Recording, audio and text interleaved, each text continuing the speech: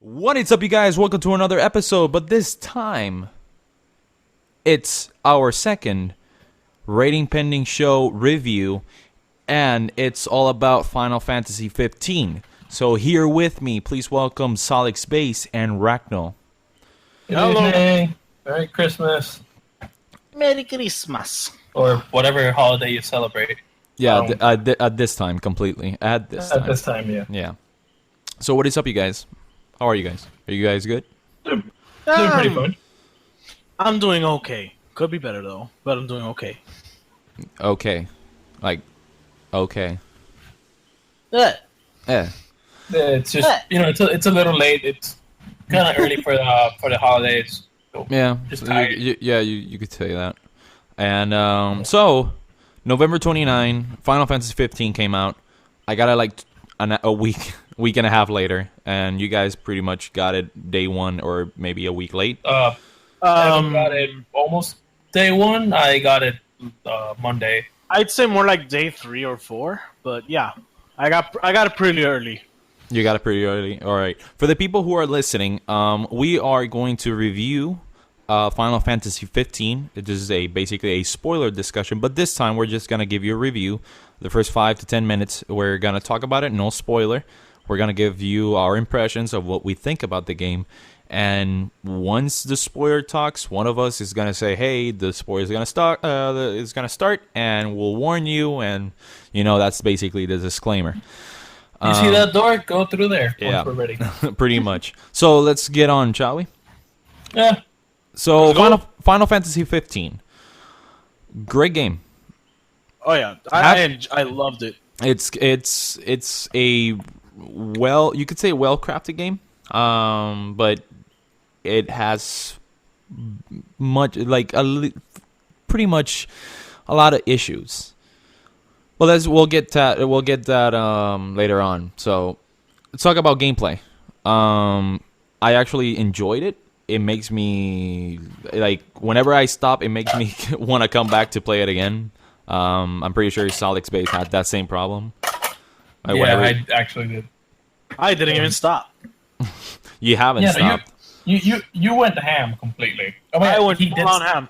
I mean, he stopped because the Xbox died on him. Yeah, the Xbox made me stop. Just so everyone listening knows, I actually got all of the achievements for Final Fantasy 15. I don't usually complete games 100%, and I really love this game to the point that I said, you know what? I want all the achievements, and I actually worked for it. And just saying, I missed this rewarding feeling. And sadly, your power supply from the Xbox One exploded. Not exploded, but died. At least it was just the power supply. Hey, at least it didn't thank happen goodness. during Elementals. Oh, that would have been. Shut your fucking face. So gameplay, I actually, from improvements from episode D'Escape to now, has been improved quite a lot. Quite a lot. Quite a lot. Even though Yes, honestly, the platinum demo wasn't really necessary. It was fun. But it was fun nonetheless. The gameplay is quite awesome. I actually enjoy it. Pretty smooth. I like the combat system. It was heavily focused on combat. Yes, that's something I really enjoyed. Most Final Fantasy titles concentrate on the story and many other aspects. And they really wanted to reinvent themselves with the combat. I know that they probably were thinking, you know what? We've been making Final Fantasies for how long? Well, this is the 15th one, sir. Oh, this is the 15th one. Why are we still using a combat system that's not really as refined as we can make it? I love that they really worked on this, and the end product of the gameplay itself, I really enjoyed. It keeps you on your toes while it still gives you the chance to think ahead and think, oh, these attacks work, these attacks don't. It's not really a hack and slash. It's actually an RPG. It is. Not as although you say RPG, but it kind of feels more Western RPG instead of a JRPG. They try. I don't know. It feels like Final Fantasy 15 is trying to compete with open worlds such as Grand Theft Auto and all this stuff, which is not really necessary, and which is really not necessary. They wanted to play around Yeah, they wanted to See play how- around. how much they've I learned from honestly other places. don't mind it. I really don't. I really don't mind it. It's a I great feel like they test, did a you could say. great job making the world feel alive. I know. And that's something that I've really wanted to see more in most fantasy games, really. And in games like Final Fantasy, Crisis Core, or even Type Zero, which are the ones that I've most enjoyed from Final Fantasy, I actually liked that the world had a lot of people in it, but you really didn't. I don't know. Something felt off about those open worlds, or the way they worked per se, because Crisis Core isn't exactly an open world like you would think. No, no, it's not. Yeah, it's it's a more like a linear. stage. It's linear. Yeah, it's stages. Linear. But even so, I feel like this is the Final Fantasy game that's felt most alive for me. For me, again, it was heavily focused on combat. The music, the sound, everything. It's amazing. This has to be the Yes. soundtrack of the year by far. Like it's the most memorable soundtrack. Like completely, I really did enjoy it. As for graphics, this is running on the their recent engine, which I don't have right here right now, which I'll check on that right now in a few minutes. But would you say if they actually made another Final Fantasy, would you like another Final Fantasy with that engine? Would you say? Would you like it? I'd be okay. I'd be very okay with it. Everything I felt ran smoothly. Everything looked amazing. Luminous engine is the Luminous yeah, engine. Yeah. Yeah. I really had no problems with the game running in any way at all. I never felt any problem with the system or the engine. How everything ran was very smooth for me. What about you, Jose?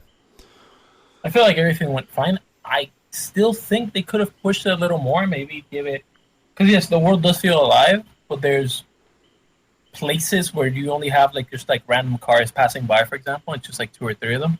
Yeah, it's I understand that. But It's like I know it's pretty. I would say country focused, if you want to put it that way. it's very country, and not only that, you have to be remembering that the state of things in the game actually causes the traffic to be lessened in a way. True. Very, very true. So, in the setting of the game and the events occurring, which we will give It no works and it's specifics, fitting. it is very fitting to the situation. Yeah. This is totally a game that you should like own. This is a must-buy game, to be honest. Definitely, Despite it of is every, definitely a must-buy. despite of every I don't know issue, everything that, despite the mostly not every issue, but most of the issues the game has, and we'll get that in a few minutes. This is a game you must have, completely. You should. You completely should. And you should totally fish. Yeah. My God. never. So, Should fish. guys, However, I'm gonna. worth it. Yeah, go ahead, Jose. problems that I do have with the game, aside from checkpoints, which before dungeons, sure, fine, give me just one checkpoint at the beginning of the dungeon, and just give me maybe like a few campfires in the way, halfway down. I did run into situations where some of your checkpoints would be at the beginning of a chapter, and then if you didn't do something right, that was it. Like you had to start the chapter from the top. I feel like that can take away from it, especially The from a game that checkpoint only has system. 2 difficulties. Yeah, like Yeah. the checkpoint system was weird. At the last boss fight, didn't really bother me that much because it's just Kingdom Hearts 1 all over again. Painful, yet it made me actually realize and understand what I was doing. I'll get to that in the spoiler talk. It was painful, but it felt so good. It felt great at the end. It was like, oh yeah, that was good. That was the stuff. And maybe make the combat more dynamic in the sense that even though you had directional combat in this one, maybe split it for 2 buttons for heavy and light attacks, and then proceed with everything else. But other than that, gameplay was actually pretty smooth and fun. It was very comfortable. It is how they say in the beginning of the game. It is a game for hardcore fans of Final Fantasy and first timers. Like if And you've first-timers. never played a Final Fantasy, I'm pretty sure this has to be your number one pick to start. It really cannot be phrased in a better way. Yeah, I am not a hardcore Final Fantasy fan. I mentioned I played Final Fantasy Crisis Core and Type Zero. Besides those, I've only owned Final Fantasy X. I have never played Final Fantasy VII and other games. I know it's a sin to many people in the gaming community, and I ask you to forgive me, but I really have not. And it's not that I don't like many of those Final Fantasy games. I would actually probably love them if I picked them up. But I did at the time I wasn't as knowledgeable in the things and how popular things were or things like that, and I didn't really pay attention to it or things like that. But this game was amazing to me, even if when I had only played 2-3 Final Fantasy games myself, and I loved every second of it. As well as me, I'm not a hardcore Final Fantasy fan. I've played Final Fantasy Crisis Core, Type Zero, as well as Evan. I played Final Fantasy 6 and 7. 10, I have 10 and 10 Part 2, but I played a little bit of 10, in which I'm actually getting into it now. Because, the remaster of the HD remaster that PS4 gave you, as well as PS3, available on Vita as well. And, man, it's phenomenal,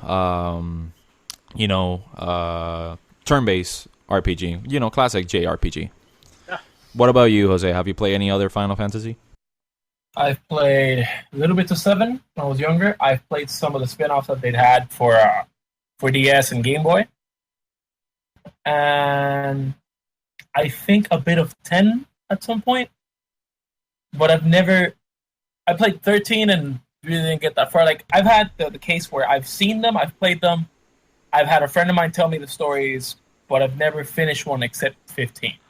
Yeah, you've mostly picked them up. And even though I just heard half of the audience that we just had listening to this right now leave as soon as we started saying this, this is also not a bad thing, because we would be looking at this game without necessarily comparing it to any of the others. Like, treating it as a thing of its own, as it should be treated, especially since this is literally the end of an era and the beginning of a new. That is, completely. You would say it's the end of an era of a turn-based looking way. You could say I would say that at this point, Tabata and his crew, as well as Nomura, when he started designing the game, they came to a realization that this is the way that they've always wanted to go. This is something they've said previously.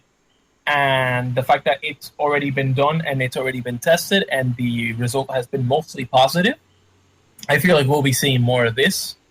Definitely. And maybe just give it like a side option. Like, oh, you don't want to play it this way, then here, have the menu system on the side. Actually, in the game, there is a mechanic and an option that allows you to have this more turn-based feel to it. When you stay still in the game with this option set in a combat, the game will actually stop time, and it'll feel like a strategy, traditional JRPG. And you'll be able to say, okay, you can even check the stats for the opponents. You can check your weapons. You can change them at the moment. Change your gear, looking around, pay more attention. It's a way to when I tried it, because I passed the full game with the default setting, which is the new, more fluid, constant fight style they've developed. When I played it and I ended the game, I started playing with the settings and I found this option and I'm like, oh, I didn't even notice this was here. And I put it just to see how it was. I read the information it said and it sounded interesting. So I attacked some weird-ass crabs and I just stopped for a moment and stopped. And to me, it felt weird. Obviously, I'd passed the game, so it was going to feel very weird. Of course. But I saw the advantages. It felt more strategic. I actually thought about, okay, these weapons are actually fucking amazing for these guys. The one I was using is shit, and I'm going to change it. Meanwhile, when I played the game without this option, I really had to be like, how do you say this? It's like a guy with a hammer hitting a wall. I had to see, oh yeah, this hammer isn't working, and I changed to a bigger hammer, and I hit it again. Oh, this isn't working. Changed to another hammer, and I hit it again. It was a really hit and miss. I usually try a weapon, and I'm like, oh, this isn't effective. Try it again. Oh, this is effective. Try it again. This is even better. It really kept the combat fast paced. But if you like the more JRPG style of the turn based, you can actually change it to that. Take your time. Maybe put the controller on the floor.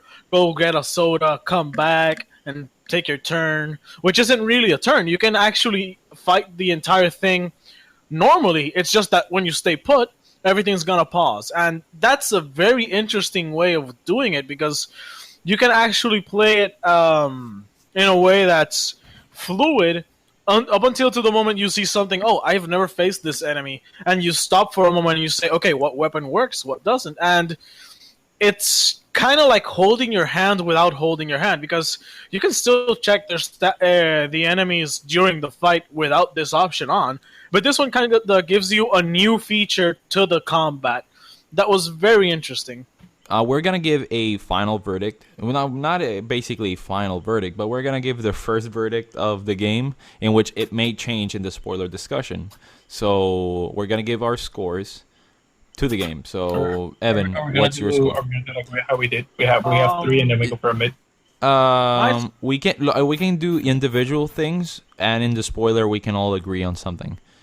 So we're gonna give our score, like initial score, before we start this spoiler discussion, because I have some stuff to add, and the score may vary this time because of some information I got, and this guy has these two haven't read it or heard about it, and yeah, it might change. So I am going to give it an 8 out of 10. What about you, Evan? My score, the score I gave the game was 7 out of 10. The 7 is with a lot of love. The stars it lost were for reasons that will be mentioned in the next section of the video. But I really loved this game. 7 out of 10 is still a great score from me. So I would even give it the 8, but I'm gonna leave it at 7. What about you, Jose? 6 based on gameplay issues, story holes, or plot holes. He died a lot. He got wrecked. We'll get to that. Well, he got wrecked a lot. And what else? No, actually, that's mostly because of plot holes. It goes for a 6 out of 10. All right. So this time we're gonna start this spoiler discussion. You have been warned. This is where it starts. If you haven't finished the game, now, or hey, join in. if you haven't finished the game, I suggest you go ahead, play it, and then come back and listen to the show, to the spoiler discussion. Or if you just simply don't care, well then enjoy. Give us a like, subscribe, tell your friends to listen to us if you can. Have a good night to those who leave right now. Yeah. So, An American. starting it now. Final Fantasy 15. Boy, do I have a problem with the story. Yes, I have. Boy. I am on this pain train. I have a problem I with the get story. it because it was a train. Shut the fuck up, man. So, God. so yeah, like my initial experience, basically, started the game, pacing issues completely. Like it's just chapter 1, and something really funny about what Solid Space told me a few days ago. I was like, oh, in chapter 2, beginning chapter 2, if you forgot to see Kingsley, well, you don't need to know more. So fuck you. You don't need to know more. Let me just take the scenes where the kingdom falls and just put that in like 5 minutes, and there you go. Yeah, Yeah, pretty you much. basically get Kingsglaive without the characters from Kingsglaive. Without the characters, without the extra details that you should know, without all the important stuff that you should know. You don't get details. You get what the public would know in that situation. That nigga attacked. That nigga died. We all screwed, man. Yep. Well, yeah, That's pretty all we much. got. And chapter 1 going to chapter 2, man, it was pretty slow. It didn't pick up anywhere. Like basically, my experience on chapter 6 is when the story starts to get pretty good. I feel like it had to be slow though. Like No, I understand. I mean, I understand, but the thing is, like, what made it so slow? It's because just to get that interesting part, because there's so much content that it's missing from the story. I'm pretty sure like more than 10 hours of cutscenes are missing in this game. Yeah. Overall, I still love the game. It's just the story is the one thing that I was hoping that held it if it back. was a 10-year in development, in which I'm gonna get that now. In 10-year in development, I was hoping for a hardcore story driven, which all Final Fantasies are. Every Final Fantasies are just story driven games, and Definitely. yeah, this just didn't cut it. It was fine. It pretty much it was fair, but It was it's fine. It was enjoyable. I would play it again, honestly. But it had so much potential that just died. this is the one game that it started in development in 2006. It was a PS3 exclusive, and they were hitting walls, as in like limitations with the PlayStation 3. It was going nowhere. For the story, it was supposed to be more darker. It was about death, ghost, and destruction, and sadness, sorrow, all this stuff. Pretty dark tone, a dark tone way, basically, for a Final Fantasy game, in which Type 0, it's not as dark, but it's there, as well as the 7 series, but it's not dark. It's just almost there, but it's really not. Final Fantasy 15 was supposed to be even more darker than than this, basically. One thing, the game, one of the things I've read is that 10 years in development, they just basically scrapped a lot of things, and you could say just a 3-year development cycle. Let's just put it like this. Let's put it as a rumor. Let's just put it like that. But it's some stuff that I read. The game was confirmed to be in a 3-year development cycle. Well, there you go. Once it went, like when it got announced transition. again at E3, The transition that's to when they versus said, like, 13 hey, to 15.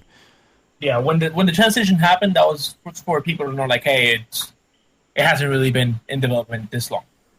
Like that's how you mark, like, okay, this is no longer what you guys knew. There was a lot of stuff missing completely, and story wise, I'm saying, this is Final Fantasy games are just story driven games, and there was a lot missing, man. Like, let's go a little by little before I talk about what's missing in the game. Chapter 6, the game is about Prince Noctis to reclaim the throne, which Insomnia got attacked by the Empire.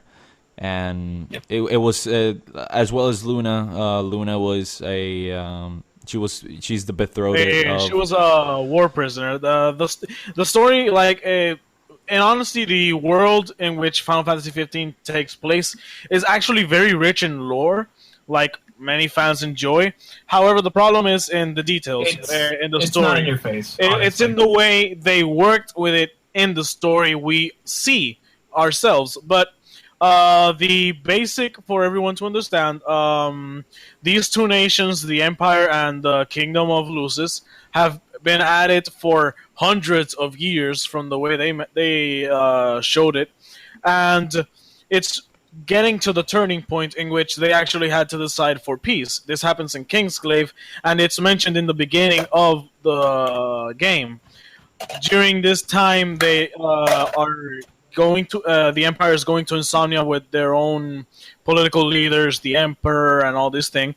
There's a battle in Insomnia. It occurs in Kingsglaive. If you want to see it, the movie's actually pretty good.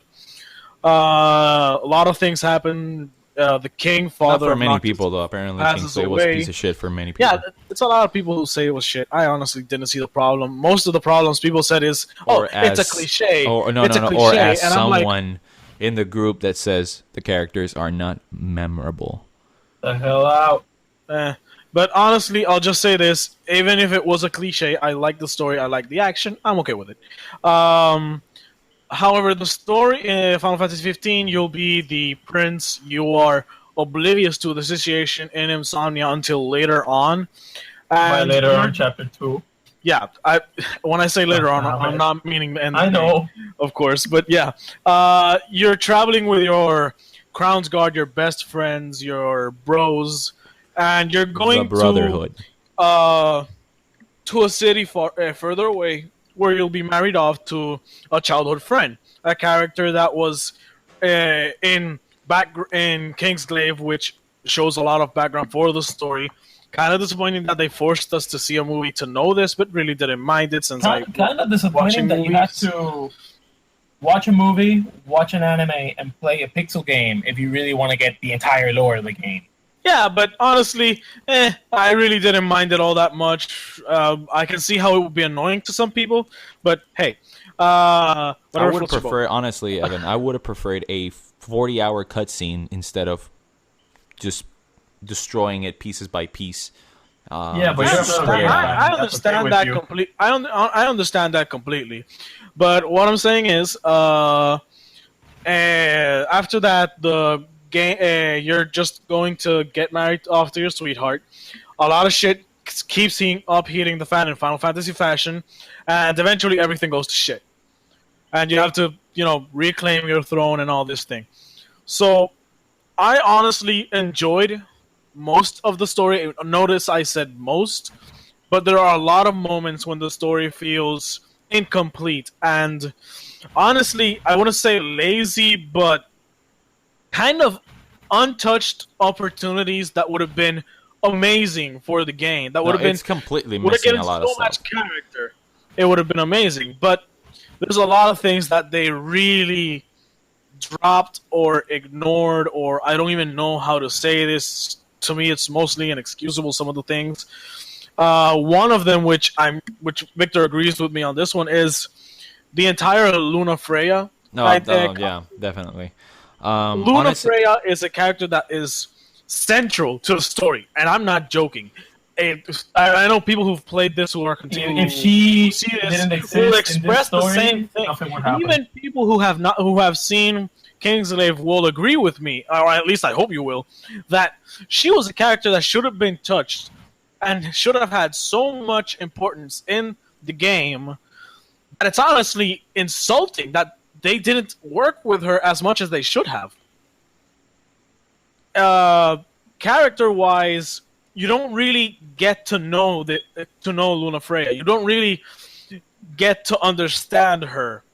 Even in the movie, you don't really get to understand her. You see that she's driven, you see that she has purpose, and she knows it, and she works hard towards it despite the dangers. But you don't really know beyond this.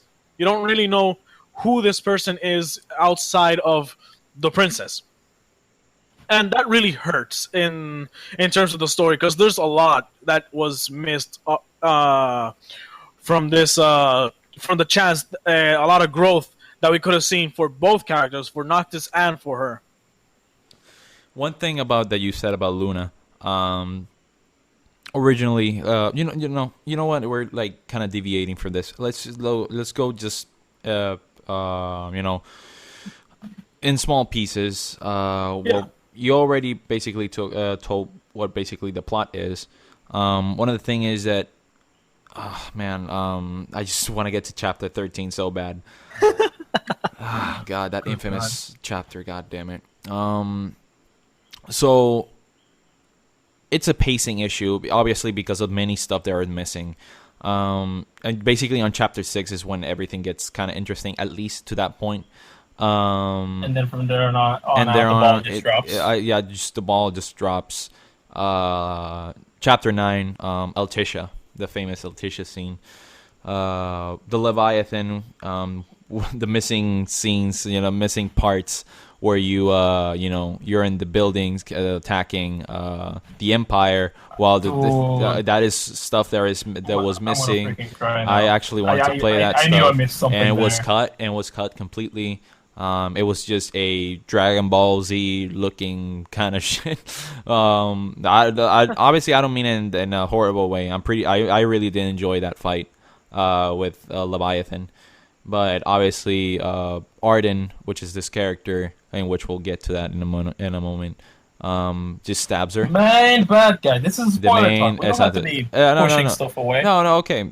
Arden is the main bad guy. That is no secret anymore. We just said it. Arden Lucis Kalen. No, yeah, pretty much. Yeah, which Jose, you're gonna explain that. So he stabs Luna, and she just basically sacrifices herself just to save the prince. Repeatedly. He went full on Red Wedding on this her. is the thing. Luna Freya's character should have been more important to the story, which she kind of is, but not really at this moment. Originally, Luna Freya's character was supposed to be abused in the beginning. She was I don't know if you remember that certain scene or in the trailer where little Luna got pushed, got smacked. She was pretty much, her childhood was pretty much abused. In which eventually in the story, it's reflected upon, but it's not exactly. You can't relate to it because you really didn't see it. Yeah, exactly. It's the things that are missing. It took her in time, and she was dying.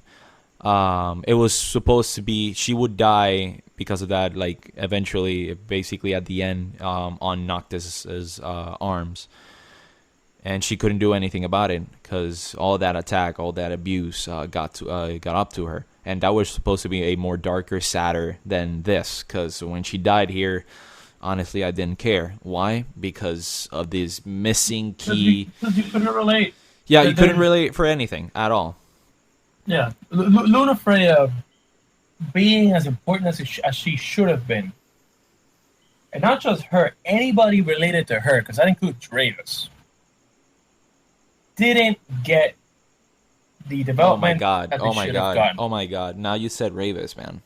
I have another thing to say to you, but okay. Okay, if you watch Kingsglaive, you get to understand why Ravis hates Noctis and everybody else. Like, they left him to die. Whoops, I guess. We dropped the ball on that one, okay? Maybe should have just kept up. Yeah, exactly. It's like, oh, well, the boy died. We kept him there. And then you go through the whole game. He shows up. He practically beats up Gladio in front of you. And the only ever time you get to see him, he's already infected. No, he's. You first see him dead, then you see him infected. True. You see his corpse, and you're like, not just that. Shit. Add to that, the game suddenly decides once you're in Altissia, hey, he's actually a good guy. You know that sword that he carries around that belongs to your dad, that he keeps it as a trophy? Yeah, no, he's been trying to give you that. I'm like, what? Nigga, You're trying to tell me the guy who wanted to kill me back at a base, the guy who almost killed one of my friends, is actually a good guy trying to help. Either that robot arm is messing with his brain, or you're freaking dumb. One of the two. This sort of stuff doesn't work this way. And now that you talk about Ravis, this is another thing that was missing. Originally, Ravis was always going to be like this. He always going to be hooded completely, because he doesn't want Noctis to know that Ravis was Luna's brother. So basically, he blames Noctis for basically her death, and obviously Noctis blames the Empire for her death, if I'm not mistaken on that part. So it was originally one of the parts where you were gonna face Ravis. He was actually going to. You see Noctis. I saw a trailer. Noctis goes, like, he's walking on this chamber, I think, and he goes forward. You can see the hatred on both sides, and it was supposed to be a shocking reveal about Ravis basically revealing himself that he was Luna's brother. In all this game, completely, it was a secret, or something like that. But you were actually going to face him, one-on-one, and in a way, Ravis actually got the arms, the arm weapons. What is that name? The Armager? Yeah, no, he was actually gonna have weapons from the ancestors. You know, that the thing that Noctis has. I'm actually missing out here, but it's just I don't know the words. Royal arms. Yeah, royal arms. There you go. He was actually gonna have royal arms as well. So this it would have been a most fantastic scene to just watch on cutscene and fighting him, in which that didn't happen. We get a infected Ravis that it was a We get bitch, a Phantom Pain a Ravis. Phantom Pain Ravis, which was a bitch to win, and which I actually did on my first try, but it took me time. But I did it on my first try, but I was overleveled time. as hell. yeah, so Yeah, somebody here wanted to overachieve. Hey, I got all the royal arms. I was pimping, and I wanted blood. of course, and man, what else? Fucking the chapter 12, if I'm not mistaken, the one on the train, when Gentiana reveals herself as the Shiva summon, which Yep. holy shit, Best reveal in the game. best reveal in the game. Wow. That place, this is gonna piss you off, Evan. The place where Shiva was, the ice, in that ice part, it was actually a place where you can explore. It was actually open. Yeah. Don't worry about it. I imagined that. I was like, I can't wait to but get it off was- this it wa- train. it was and cut- when nothing happened, I'm like, oh, well, great. It was cut I mean, to a linear you get off, you experience. find a mini boss, and then you go back to the train. That's Man, about it. it was a linear experience completely. The famous chapter 13. Jesus, Can we go to something before we go to chapter 13? such as. Oh, I don't know how one of the four from the Brotherhood got butchered development just cause. Oh yes. Go ahead. Yeah, Okay, I so know you where you're have going. So you have the case that after you fight Leviathan, you pass out, you wake up in this, I believe, hotel room. Yeah. And that's the first time you notice like something's weird with Ignis, because of the case that he became blind. Now here's the thing. The chapter beforehand, the chapter before this, was the chapter where you faced Quetzalcoatl to get the mithril. And at that point, Gladius is no longer with you. He completely leaves to go do something else, which is probably the upcoming DLC that we're going to be. And when he comes back, his line delivery, his attitude, everything just seems off. It seems kind of out of character. Because yes, he's a funny guy and everything, but he's just pulling off probably like the cringiest of jokes and the cringiest of speech. And then when you go to the Leviathan and everything happens, and then you appear at the hotel, there is no time between you being in the hotel and realizing everything is wrong, and then going to the train and having that whole discussion like if it's been weeks ever since the accident happened.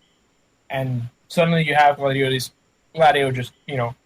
literally bitching at you, because I get it, Ignis is blind, Noctis is trying to internalize everything, but since there was no development there, you don't really get to feel it. You start feeling more like he's being really annoying rather than being really caring and understanding about what's going on. I feel like that was like, if you wanted to show me the Brotherhood falling apart, you did, probably in the worst way possible. I made it to the point in the swamp that I just wanted Gladius to just like die off and just let me be. Honestly, now that you say that, it reminded me of Luna Freya death, which I didn't care much. But man, when I saw Ignis after that attack of when Leviathan, he got blind, man, I actually felt horrible. That was just horrible seeing Ignis completely blind. I believe you had the same problem I did, that you couldn't play through it. Oh man, no, for a I couldn't. while. I was seeing the Brotherhood broken, and I'm pretty sure you were pissed because of Gladio. I was mad as hell at Gladio and feeling like really but sorry honestly, man, that broken Brotherhood, that awkward silence at the camp, and just seeing Ignis not even like, you can see everybody attacking the monsters and stuff, and you see only Ignis just waving his cane, trying to attack. Man, that is, I just had to pause it because I was like, God damn it, that is just pretty sad.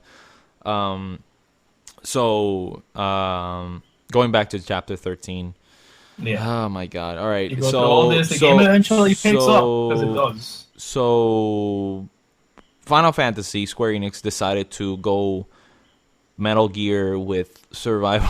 I don't know, survival horror kind of things. I really don't know what exactly. Nobody knows. I really where. don't know where the fuck what that chapter was supposed to go. I know where it was going. It's just that, man, Why not? it was an hour of gameplay of just you hiding from It was these. an anticlimactic chapter Oh my god, compared to man! the whole game. It was fine the first 10 minutes. You start out and you get there and you see Ravis dead on the floor, which no explanation. You just see him dead, and I was like, oh, just fucking great. You And make it to an objective, this iron giant freaking whams you down and sends you all the way back down. there's like 3 Completely pieces of unnecessary. papers explaining basically sort of what happened, and you get you have the ring of Lucy. You already had that, Lucy, and you had that a long time ago. But you get this the sword of the father, and then you just go and play Metal Gear with Silent Hill, Outlast. I really don't know what. We have no idea. We have no idea put what it. direction they were We trying to were go. pretty It was confused. fine. I was actually digging it for the first 10 minutes, but as the 20-minute mark passes on, it's like, okay, so this is just gonna keep going like this. And the thing is that Arden's speech and dialogue was repeating time for time. Arden's just mocking you. Yeah, mocking you repeatedly. completely. And the thing is that every time he mocks you, he would repeat basically the same dialogue, and it was already getting. I was getting pissed off, because I was doing the same thing over and over. Get here, get level 2 card. Oh, get over here, hide. Get level 3 card. Open here. Get level 4 card, and just keep going. And that chapter is Level boring 6 as fuck. acquired. Level 6 acquired, and it just kept going. And then you see Metal Gear Ravis. Metal Gear fucking I feel Phantom like Pain Ravis. the coolest thing out of that whole chapter was literally finding out what the Magitech were and how they were being processed. Of course, Yeah, that was the and most that interesting reveal of Prompto later on, which Jose, if you want to talk about that. Yeah, so the reveal doesn't make sense if you don't read the little news bits. And if you watch Brotherhood, it makes even less sense. Definitely But makes sense. But when you read it up, you come to understand Prompto is revealed to be a Magitech soldier.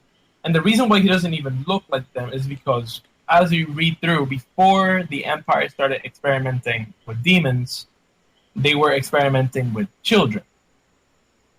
There's even a theory running around that the Naga, which continually claimed about her baby, there is a theory going on that the Naga used to be Prompto's mother and eventually got mutated with the demons. Which explains that- why she actually nabs him first. Yeah. And it was supposed to be more. Like, if that was really the case, that would have been amazing. Terrifying. It would have Because been your mom creepy is a as snake fuck. and you... Like, terrifying because your mom is a snake and you just killed her. I turned off into frogs and tried to eat us. Yeah. Bitch. But it would have added way more. Because when Prompto reveals to be a Magitech, I was just baffled. I was like, are you guys really doing this? Are you only doing this because he hasn't had anything bad happen? But then when you read up and you understand that, okay, he's a child that managed to escape the Empire. He was hiding back in Insomnia this entire time. It makes sense why his parents aren't around. It kind of fits together, even though it really should have been explained a little more. Definitely. Man, and man, it's really sad of all the stuff that was missing. Apparently, Lestalem was gonna be destroyed in the game. I don't know if you knew. I could see that. I could see that happening. Lestalem was originally gonna be destroyed, and man, the ruins at the very end, when you come back 10 years later, that was actually explorable, and that is pretty sad that I cannot play that. The ruins, like when everything is at darkness, Evan, you could actually play that, but they cut that keep out. telling me things that I thought I you wanted keep to adding do. things I that should have actually, been- when I actually in the story, when you actually wake up in the future, I was like, "Holy shit! You mean I get to explore all of this again?" And you know, Aw, yeah. and you know what's the And I was fucked up actually thing? up for it. You know what's up about the? You Oh. know what's the fucked up thing that again, going back to the Luna Freya really quick. Again with the abuse and stuff, and Tu periodo puede llegar con calamidad. the thing is that originally when about Luna Freya being abused and all that stuff, Square Enix, like, I wouldn't say it had the balls, but you know, I don't want to say SJW, I don't want to say Social Justice Warriors, but it was cut because basically that. They didn't have the balls to actually, you know, tell a story and have the director. It's not like this guy, Neil Druckmann, wants to do with Last of Us. He's touching dangerous waters and he's going risky stuff. And that's what was missing from this game, since this was theme about death, sadness, sorrow, ghosts, monsters, and all this stuff. Not having Luna Freya's character, you know, being abused and all that stuff, which later on character development and seeing her struggles and all that stuff, and actually you caring about her, which just takes big part of, you know, she wasn't being abused and all that stuff. And with Cindy, one of the things that Cindy was about, she was originally planned for the Ruins part, like 10 years later. And she was actually going to appear, but apparently because they didn't want to change her design for a 10-year later Cindy, just because they wanted to keep that, they cut her out. And also, as well as Core, God damn it! I like The most Core. badass character the thing is, in the entire game. Core and Iris, the Demon Slayer, was actually going to appear, and she got cut, as well as him. Okay, that really pisses me off. Yeah, she was actually going to appear there. Oh, and that part at the very end where you get you kill yourself basically. Oh, by the way, Ifrit was actually going to be a bigger part because he betrays the you know, basically the gods, the summons, you would say. Yeah. And man, before I touch that Ifrit fight, that was amazing. Oh my god, fight was amazing. I loved every second of it. It was fun. That was one of the best fights I had in the game, and I loved it. I loved it. Did you guys, actually, watching Bahamut just show up and start throwing swords and he definitely. can't really Even the, No, man, that was cinematic my moments where favorite you don't fucking actually scene. do anything. You just stare there like, well, this is a fight among gods. What do I do? Grab my fucking... I'm just gonna hold my hands. I can't do shit. I'm gonna hold my hands and pray. I'm all a I can spectator here. Hey, Bahamut, don't miss and hit me. No, man, that was Loved it. in one of the things, man, which is, this is gonna be a shocker for you guys. So if I'm not mistaken, I saw this video, man. I'll just put it in the description below. Really, really good video. This was before the review. Oh my God, Evan, Jose, Ifrit was obviously this guy Arden was gonna have a final form in the game, and the thing is that Ifrit, you know, betraying all these summons, all these gods, apparently, and apparently it was going to touch, and it was Garland, the first villain for the Final Fantasy 1, was actually going to appear in this game. Wow. That would have been that would have been a huge gap, because if you notice, not even a single Final Fantasy is connected, and this was actually going to be that bridge. Yeah, they don't have continuity with if I'm, each other. I could be They're wrong. usually in their own worlds. But it was actually going to feature Garland in this game, and oh my God, Garland, Garlic. Yeah, let's call him Garlic. I'm gonna get shot because of that. I know it. I'm gonna go to university. There's gonna be someone who heard this podcast. I'm gonna get shot. Bang! And he's just gonna run. Like, and he's gonna say, "Don't fucking say garlic." It's not garlic, asshole. But he was originally planned for it, and oh my God, that's just saddening. You know, when you sacrifice yourself, basically, you know that you get inside in that world, that dream world, you could say. Yeah. It was actually explorable as well. You could explore there, and the fight with Arden was actually going to be better and more cutscenes about it. Ah, man, it's sad. It's sad knowing all this. Like, it's sad to know what could have been and wasn't. Exactly. Again, it's that potential this game had. It could have had. Because I really don't know. They say there's gonna be free updates. This game is getting positive feedback, 7s and 8s, maybe a 9, which maybe the shareholders may do it later on another Final Fantasy. But then again, it's interesting how Square actually listens and just say, hey, we're gonna give you free updates, and which we're gonna patch the story, give you more cutscenes just to fix the story more. Like, hey, and again, we're gonna fix chapter and 15, and the thing is that one one of the workers that left the development team revealed that the game was never going to come out this year, in which I called that. If you let Hajime Tabata keep working, this game would have never come this year. It would have come. It was actually slated for next year, but obviously there was a contract, and this had to be released this year completely. And man, I admire the people at Square Enix that worked on this, like the development team from Hajime Tabata and the development team as well, that worked hard like nonstop, and they were frustrated, man. And I understand, because again, the engine was actually giving problems. It's not coding well. Man, I admire now Hajime Tabata, because that guy can get shit done. Even for the hardest.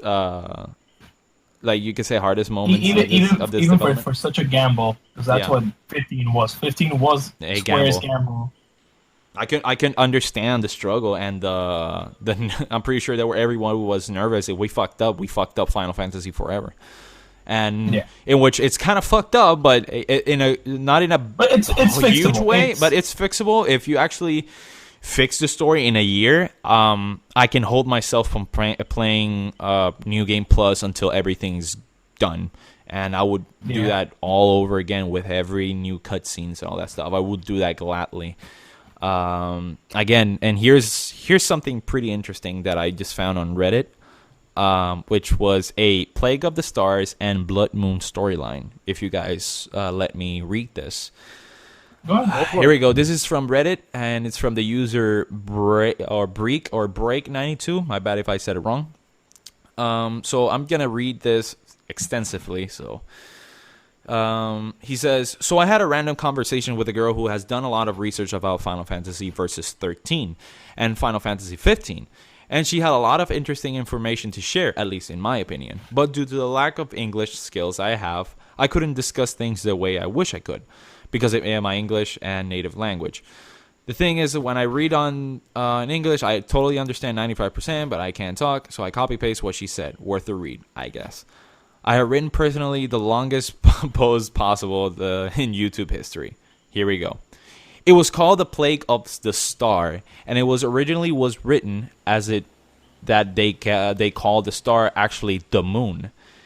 I don't really know why they call it the Plague of the Star, but I think they were talking about the disease of a great scourge of that sickness that came down from the heavens and was punishing their world.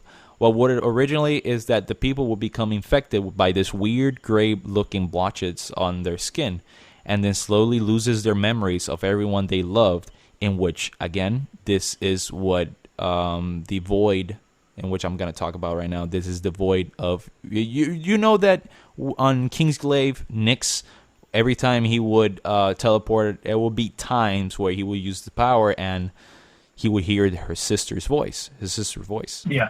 So here we go. So this is going to explain a lot.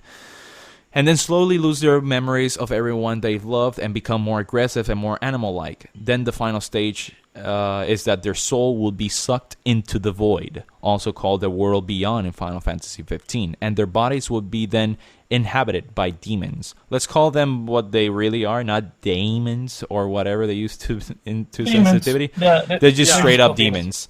Well, anyway, back to the track. The original story is that when the Plague of the Star reached its final stages or peak, after a certain amount of time, the moon began to grow in size and color every day, until finally the star or sun itself will literally be sucked into the void and vanish and be replaced by this huge red moon that was more of some kind of a gate for all the monsters and demons from the void to pour into the world and completely take it over.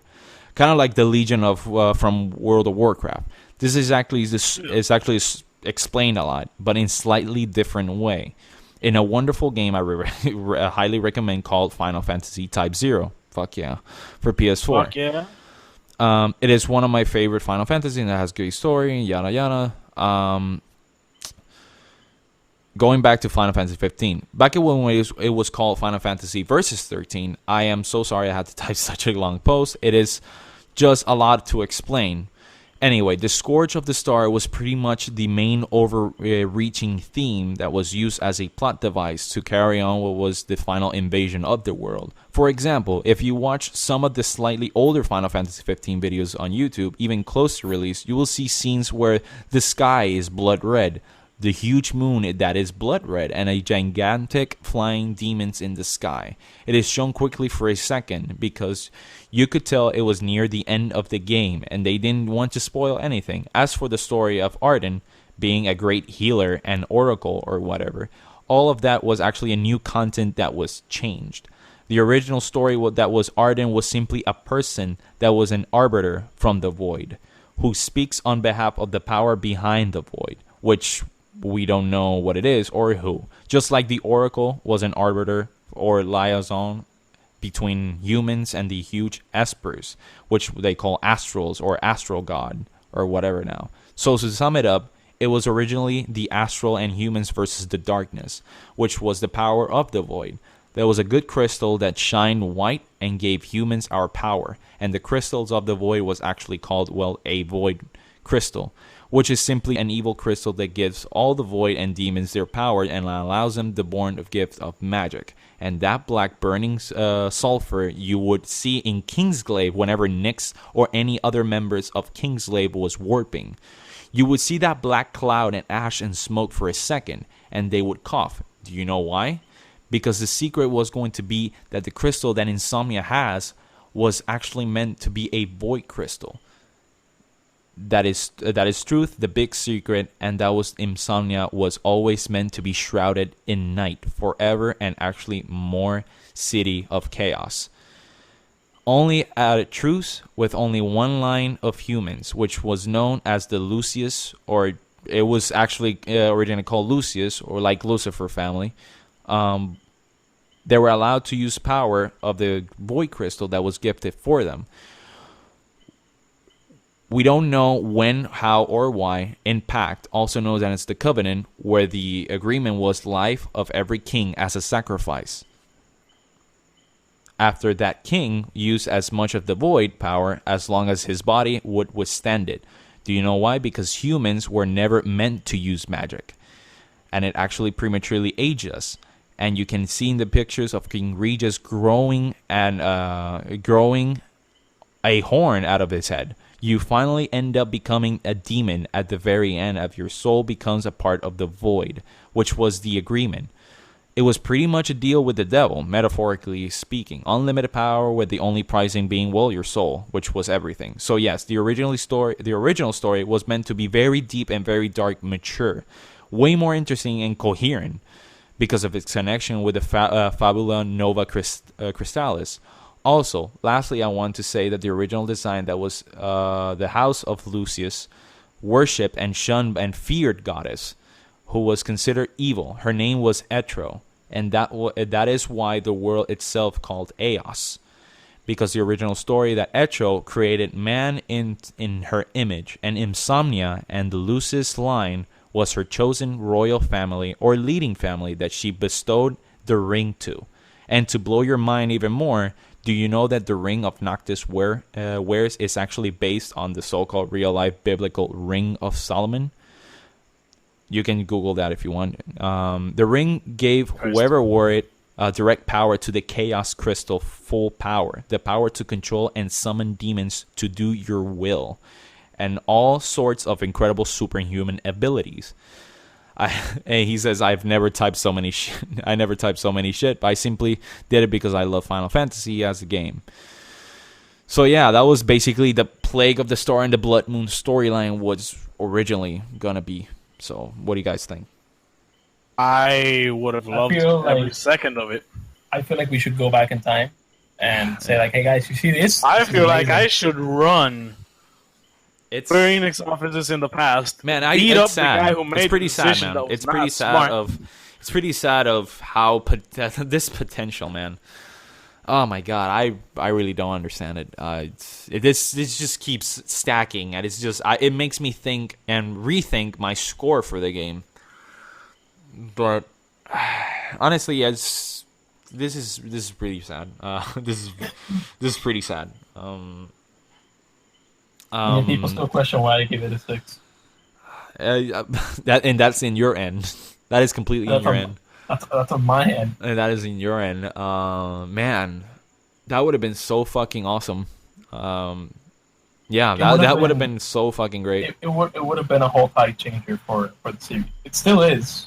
It is. But it would have been to the full other extent of it. Yeah, definitely. And man, every time I think of it, it's like, God damn it. Like, why? Why? Hey, if you would have told us that Final Fantasy Versus 13 was canceled, I don't know. It could have worked in some other way. But then again, the development cycle was pretty much 3 years. Yeah, 3 years. Yeah. It was pretty much 3 years.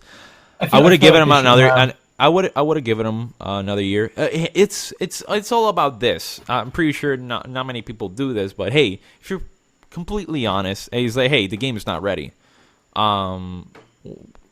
This is the game is not ready at all. I wouldn't market it at all completely for the year. I would just keep going like you were doing yearly. Oh, here's a video. Oh, here's a trailer. You can keep quiet. This game was supposed to come out next year.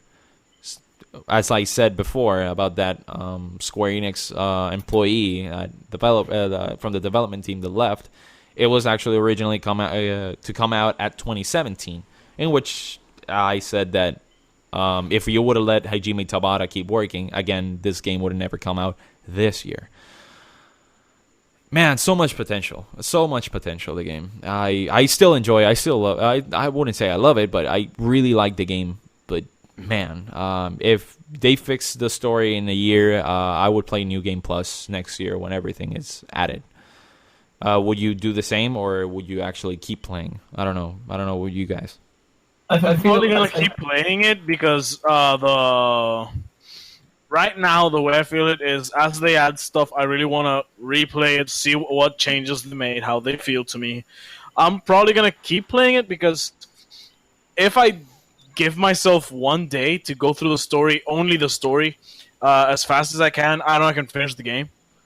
Because my first playthrough, my only playthrough, has been me taking my sweet-ass time farming, I actually got the achievements for 80 side missions before I was even halfway through the story. Oh, I really took my time. I increased my fishing to 7 I did 20. I think I did 20. Before I finished the story. I mean, there was a lot of shit I was doing besides the story because I knew that once I finished the story, I was going to take a pause from the game because I wanted to play other stuff.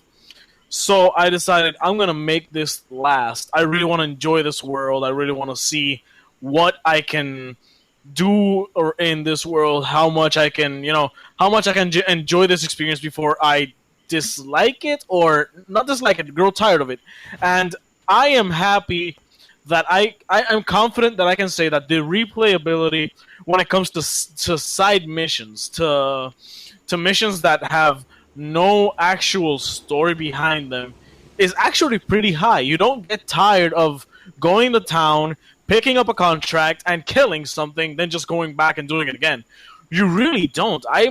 I'm pretty sure I've done almost all of the side of the hunts in the game right now. I think I'm missing one, which is a level 99 one, which is basically kill Satan. I'm going to call him Satan because he's level 120. It's really evil when they say, hey, I'm going to max the level cap for this one guy. So fuck you. Yeah. A dick. And I'm like, what? I'm sorry. When I went over there, I'm like, hey, I killed a giant turtle level 90. Who knows the fuck? It took me 3 hours. I think I can kill a level 99 monster. When I get there, you're not level 99, man. You're cheating. And he killed us with one shot each. So that was fun. But would not recommend going there under-leveled, guys, just in case. But the replayability was amazing on the game. I really, I really enjoyed this game, and honestly, I will replay it a lot.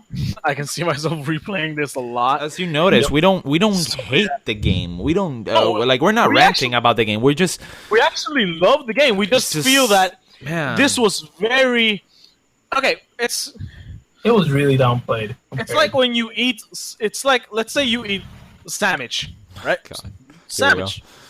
You eat a sandwich. It's a great fucking sandwich. There's something missing. It's just that little thing that's wrong. Your sandwich doesn't have any sauce. Why don't your sandwich have some sauce? Your sandwich ain't a sandwich without its sauce. If you like peanut butter, you can get the peanut butter. If you don't, It's a sandwich. Shut the fuck up. so you know so I can help you out with that analogy. You're gonna put sauce in my So I don't want your sauce. let's put I it want this no way. mad But hey, sauce. Square Enix is actually like they did solid. Like, hey, here's a season pass for those separate DLC. But hey, we're gonna still fix the game for free. And so yeah, And they're with your also throwing out sandwich, free with your content for it. sandwich.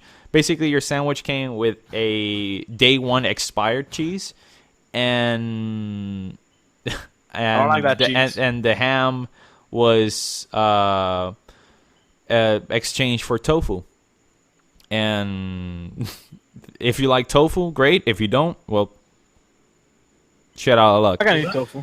And ending it, you're missing that sauce. Either you want ketchup, either you want mayo, either you want peanut butter.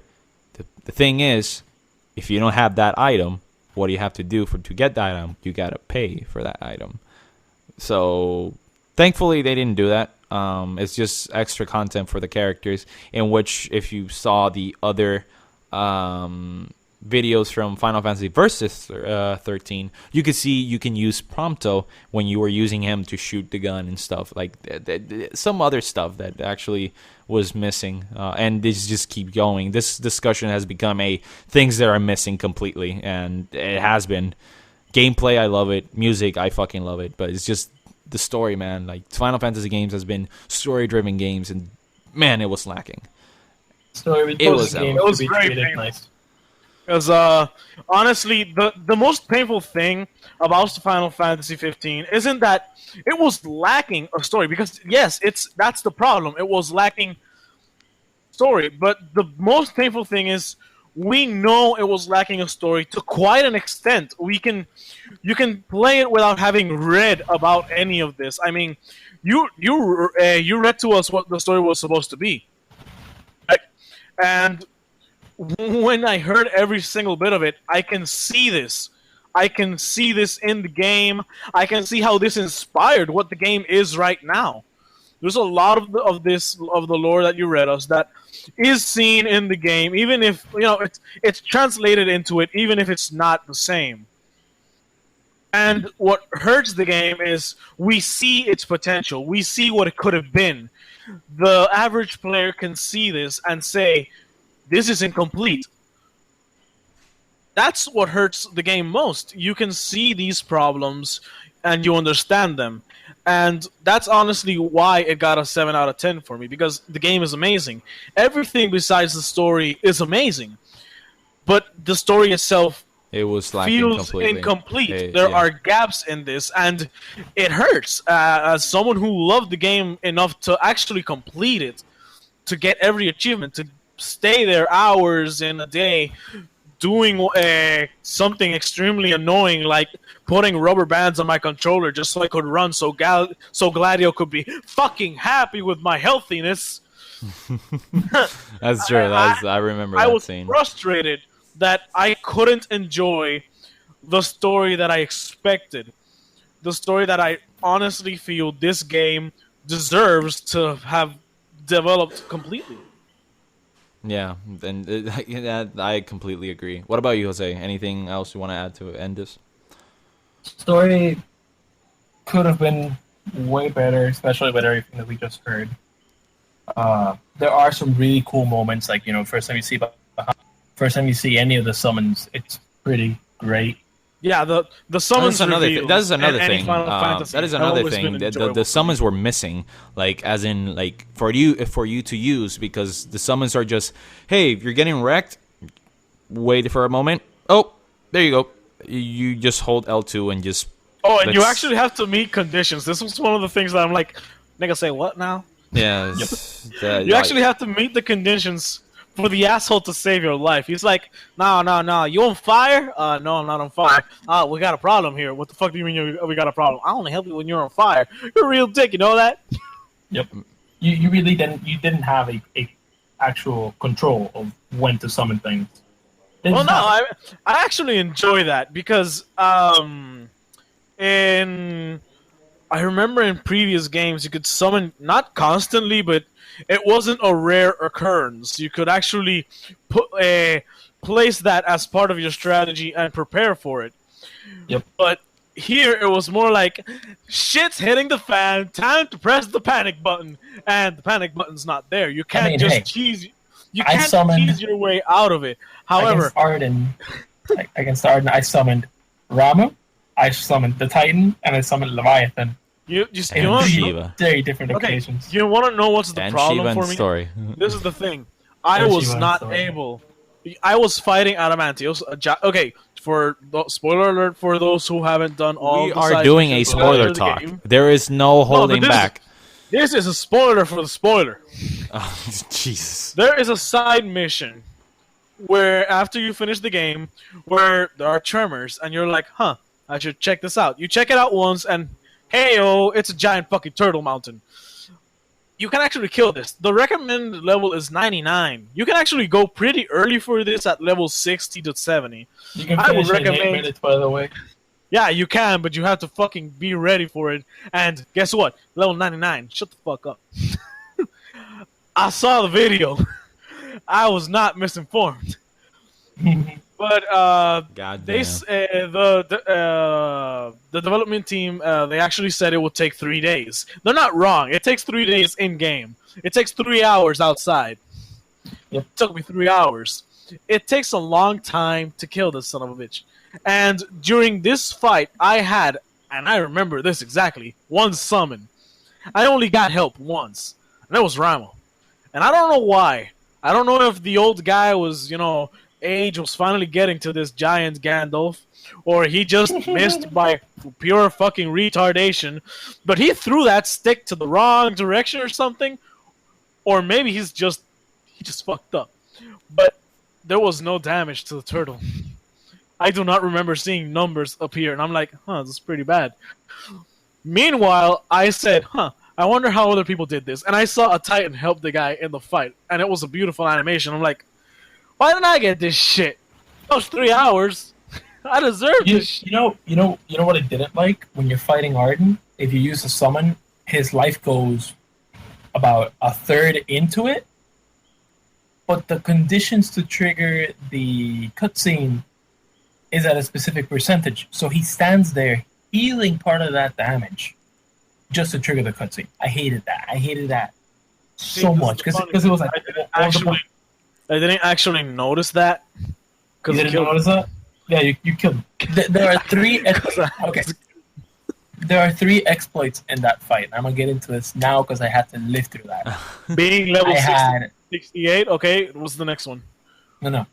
I was level 42. That's a problem. I had 1 Phoenix down. Bigger problem. No elixirs, no anything. The way that I survived this fight. You're giving us exploits or excuses? Exploits and excuses, both of them.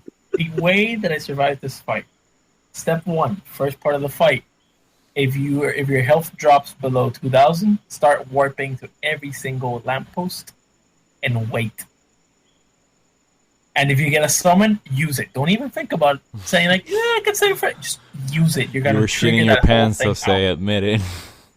I was really, really badly. You were shitting your pants. You go into the armature fight. If your health drops or begins to drop, just hold the face button, and Arden will not touch you until you're done healing. Man. I did not. I ground from 3,000 health to 7,000. It took a while, and once it was around 5,000, 6,000, I just went ham on it.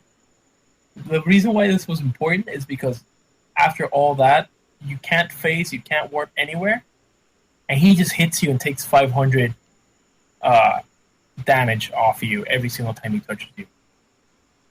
A Phoenix Sound was worth it, and it was all I needed right at the end. Man, yeah, I honestly, this is again. Side note, the fact that he hangs your dad, the emperor. Oh god, that is so wife. fucked up. That is so fucked. That was a very dark touch. Well, I would say that is like the only darker thing I've seen during the game. I remember that when I entered that room, I was like, "Okay, get ready to get your ass." Hey. Whoa. No, that favorite quote that Jose loves. Fuck. Oh, the quote. Dear God, yes. What is the quote again? It was, get off my chair, Jester. A king sits there. Oof. It's like, suck God. it, bitch. I actually loved that line. I was like, and I heard in Japanese. That was you were actually thinking about that for the whole 10 years you were in incubation, didn't you? He was like, so what am I gonna say when I enter the throne? He was. I can actually see this shit. And Max honestly, is just floating in the void, like I'm gonna so burn this guy. I want to see him. ending in with this part. During the game, did it make me cry? Yes, it did. Definitely. What part? Cried like a bitch. I like there were tears in my eyes, and it was pretty much the moment when Noctis says, "Can I see the photos?" I was like, "Oh, don't do this to me, man! Don't fucking do this to me! Don't you fucking do this to me, man!" And I see Prompto is like, "Sure," and he shows me all the pictures I took in during my journey, my 5-day journey that I was playing. And fuck, man, that was hard to watch. And I picked up the photo of them with the car in the beginning, and that was like my favorite photo. I'm pretty sure you picked up the one with everyone on Leslam. I took that one. And man, that was beautiful. And that scene at the very end, that mid credit scene when Noctis is in the last camp. When he's pouring trying to pour his heart out, saying that you guys are the best. Oh man, that just got me there. It was like, oh man, this is one thing I loved about the game, the Brotherhood, the developing of the Brotherhood. Of course, yeah, with some exceptions, that problems with Gladio and all this stuff, like Jose mentioned. But man, I really did love this Brotherhood. I actually felt it, and man, that was beautiful. Guys. After I said everything here, do you guys change your score or it still stays the same? The score stays the same. What about you, Evan? It really hurts because you really mentioned a lot that I feel like you're in all permission to change your score. Like again, I'm gonna give my score, and we're gonna agree to give a final verdict to the game. So you decide if you want to keep your score of 7 out of 10 or just switch it for a higher or lower. I'm pretty sure lower score. So you decide. I, for one, it's just story, man. Like, I love the game. It's just a story. Knowing all this, now, if I would have known this before, I'm pretty sure the score would have been even lower. But knowing this now, I did enjoy the game, but man, like 8, I have to give it a 7 now. Just a 7. It's still a great game. I still like it a lot. I would play it again. It's just that story. And for the people who say, "Oh, but you're just judging it for the story," well, Final Fantasy is a story-based game. And honestly, if you don't know me, I'm pretty sure these guys know, I am a very story-driven person in video games. Storytelling is like the one thing that makes me give my $60 or $47.99 if you have Amazon Prime to get a game and actually sit down, play. Obviously, the mechanics are important, but story, sell me on that story. And this is what everything was missing, and a high potential. So sadly, from 8, I have to give it a 7. So It what? doesn't go that low. No. It's just a 1 point down. So I just have to give it 1 point down. I think I'm gonna leave it at 7 So it's because, as I said before, I was willing to give it the 8, but I think I'll leave it at 7 because when you were telling me a lot of these things, yes, you gave me the details of the of the stories, all of the missing content. I already felt like a lot of these things were missing. Sure, I couldn't say exactly what they were, but I already expected this, and I think I'm gonna leave it at the 7 because I feel it actually does deserve the 7. So our final verdict would be a 7. Yep. So our final verdict for Final Fantasy 15 has to be a 7 out of 10. Great mechanics, great gameplay. Oh my god, the soundtrack is just fucking beautiful. The soundtrack is amazing, and if you are a Final Fantasy fan, you will collect every single game soundtrack. Oh, definitely. What the fuck? And the regalia. Oh, by the way, pretty sure Jose's gonna agree with me, but yeah, that is the best theme. Apocalypse is Noctis. Apocalypse is Noctis. It's the theme. It's the theme of the game. What? I'm gonna say this in the off chance that somebody actually listens to this. Yeah. Square, if you're gonna make another open world Final Fantasy or open world whatever game, don't limit the player so much. I'm not a huge fan of invisible walls. Oh yeah, definitely, yeah. Yeah, let us fall into our dooms. Let us swim. That's a big one for me.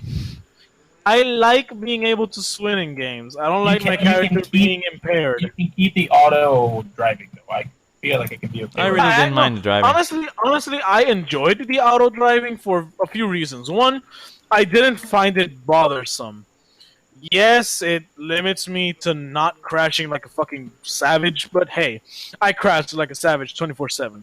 But I really enjoyed the fact that I could just sit back, enjoy the trip, listen to the music, and if I felt like it, I could, you know what, I'm just gonna drive, and I could actually just drive myself, even if it was technically an auto.